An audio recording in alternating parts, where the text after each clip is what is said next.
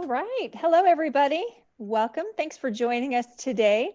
My name is Barbara Suits. I am the Open Educational Resources and Instructional Materials Program Manager here at OSPI.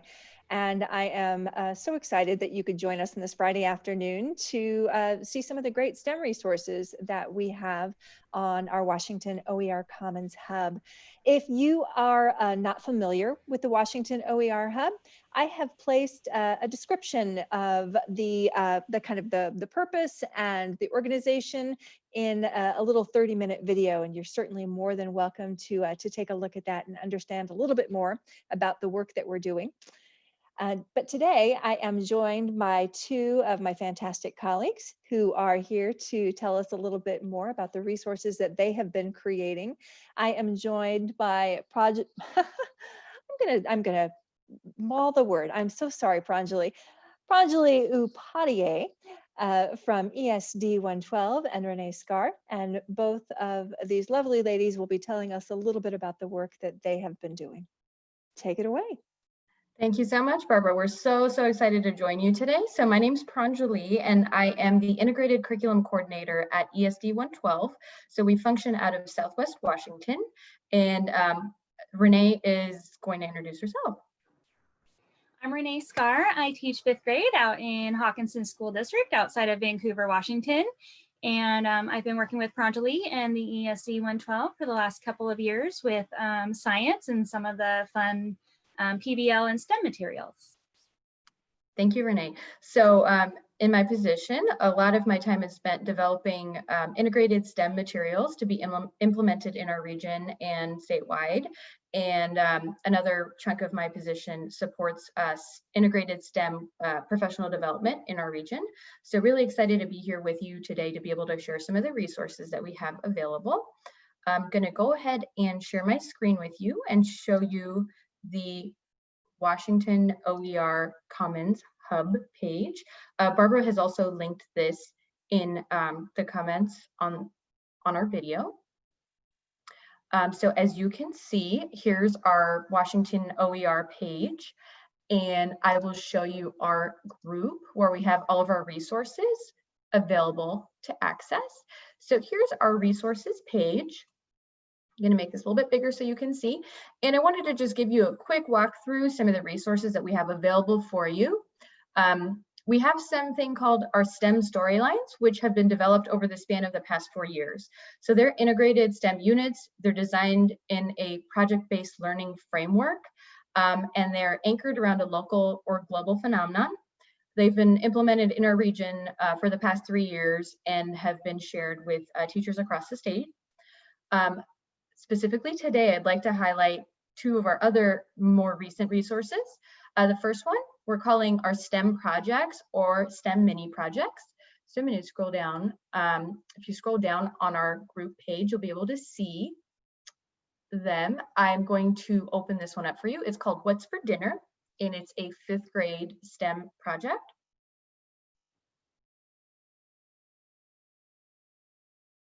Open that up for you.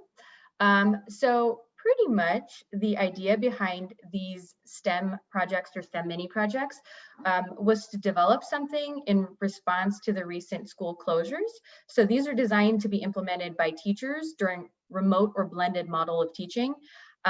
They focus around a phenomenon or a problem that's intriguing and can be connected with life at home. So the idea is for the teacher to launch the learning, and then for parents or families to actually pick up and continue that learning in the home. So the teacher starts by launching the learning either synchronously or asynchronously. And then the STEM mini project has what we call mix and match STEM activities. This is something that we're hoping parents and families will select from this menu of mix and match activities. So these activities can be implemented at home by families. Not all of the activities are required. Rather, we hope that families are able to explore activities that intrigue them or interest them, or simply choose the activities that are actually more easily accessible and doable for them. So we're hoping to remove some of that stress of things having to be done a certain way and providing a little bit of flexibility for families during this time. And then the unit will end in a culmination where students are actually tying up their learning and celebrating their achievement in answering that driving question or solving that problem. So these are our STEM mini projects. And there are several of them on our page. There's one called Inspired by Nature for first grade. Where did the beach go for second grade? Please take a look at them and see if they would be helpful to you. The other resource I would really like to highlight is our STEM at Home series. So this is something that we've developed, and we will continue to develop these through the school year. I'm going to open this one up. It's called Keep the Coffee Hot, and it's a project made for 3rd through 5th grade. Open up that resource for you. And so these are different than our STEM mini projects or our STEM projects. These projects are actually intended for to be entirely family facing with no support required from teachers. And my computer, oh, there we go, was deciding to be slow. So these projects are intended to be family facing, no support required from teachers, although we have some additional resources available in case teachers want to expand on that learning and integrate with other subject areas. So we created these to serve partners who are part of our SMC co-op who did not want our traditional kits to be sent to teachers. So the materials we're sharing with you today are the print materials that are available via OER on our OER Hub. So the actual tangible materials are something only being offered to districts that are a part of our co-op, but the print materials are available, and some of the materials in there are things that can be found very easily at home in case that's something you wanted to pick up and use or something you wanted to send home. So we decided to provide a service directly to families and to take some of the pressure off of our teachers who have a lot on their plate right now. The idea fueling these STEM at home projects is our strong belief that STEM is a part of everyday life and that the home environment can really be an authentic and valuable place for tinkering, investigating, problem solving, and creating around STEM ideas. So it's been a pretty intense time for us. And it's been really exciting to be able to provide support in different ways to people in our region, whether it's teachers, families, or students directly. So I'm just going to quickly scroll through this. We have some discussion points in here. We have some investigations. We also have some thinking maps to help students write down their thinking. And then we have, I wanted to scroll to the end, we have engineering design type challenges for students to do. So please check those out. We have 2 available right now, 2 of these STEM at home projects, and I will be uploading a new 2 next week for you to see, and those are going to be focused around life science. So just a quick tidbit from me. I'm really excited to be able to provide support to the teachers and the students in our region, and we're really hoping to provide something that's very integrated with Common Core ELA, Common Core Mathematics, and STEM.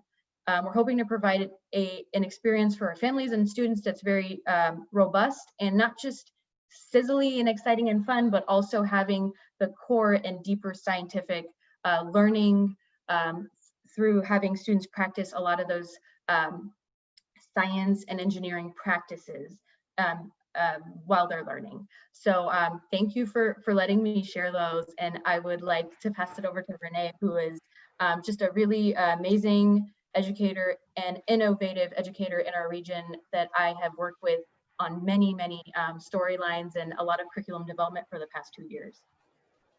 Thank you, Pranjali. One thing I would like to add to that, even they are fantastic. They're integrated with ELA and math, but you've done such a fantastic job of making sure that everything is there. All the Google Slides for those mini projects are there.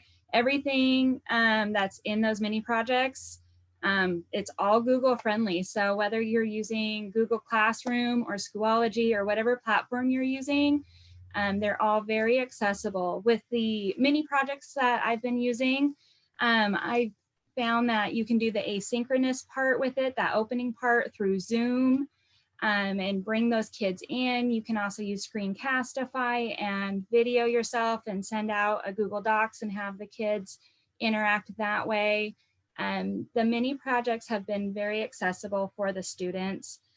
With all the different options that they can choose, it's really nice because a lot of those options don't require technology and electronics. There's field STEM options out there where the kids can go outside or do a project or a hands-on thing with their family.